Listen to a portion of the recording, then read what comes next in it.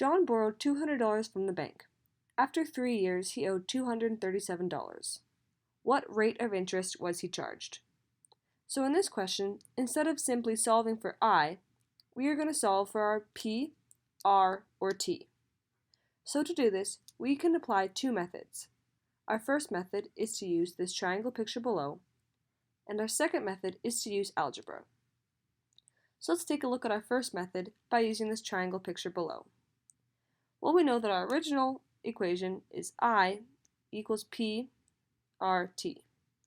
But instead of writing our formula like this, we can write out our formula in this triangle shape below, with I on top and then P, R, and T on the bottom.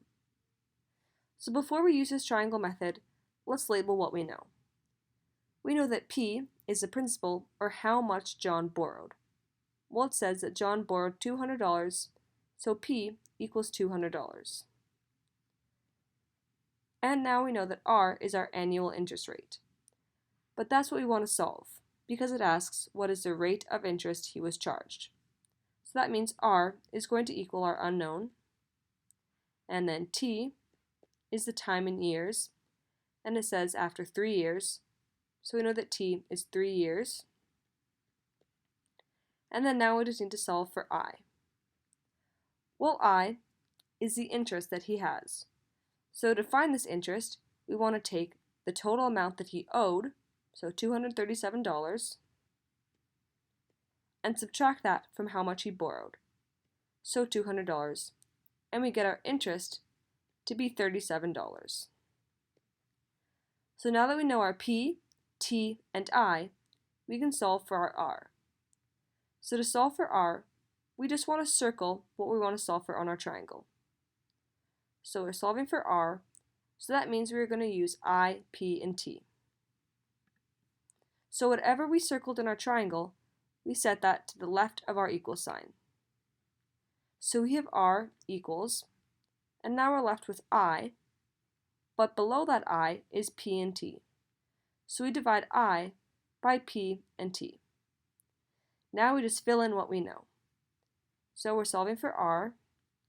I, we solved to be $37. P, we found to be $200. And T was 3 years.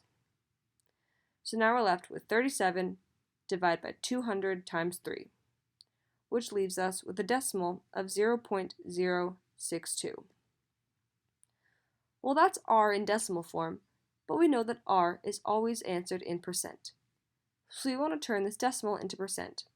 To do this, we take our decimal and move it 2 spaces to the right. So after moving our decimal, we're left with about 6.2% as our answer. So we know that R equals 6.2%. Now this is solving the question using our first method of the triangle. The next method I'm going to show you is using algebra to solve this question. So now, instead of using the triangle, we're going to use our formula of I equals P, R, T. We're still left with P equals $200, R is our unknown, T is 3 years, and I as $37. But now we want to solve for R. So to solve for R, we want to isolate R. So to do this, we are going to use algebra. Well, to isolate for R, we want to get rid of this P and T on this side. So how do we get rid of a multiplication? Well, we do the opposite, which is division. So we divide our right side by P and T. But of course, whatever we do to one side, we have to do to the other side. So we divide our left side by P and T as well. And as we can see, this P and this P cancel out, and this T and this T cancel out. So we're left with I divided by P times T equals our annual interest rate. So now that we have our formula, we can just fill in what we know. We know that I is $37, P is $200, and T is 3 years. So 37 divided by 200 times 3 gives us our decimal of 0.062. But of course R is in percent, so we want to turn this decimal into a percent. Again, to do this, we move our decimal 2 spaces to the right, and we're left with 6.2% as our R. As we can see, both methods give us the same answer, so whatever way you understand or whatever way you prefer will work either way.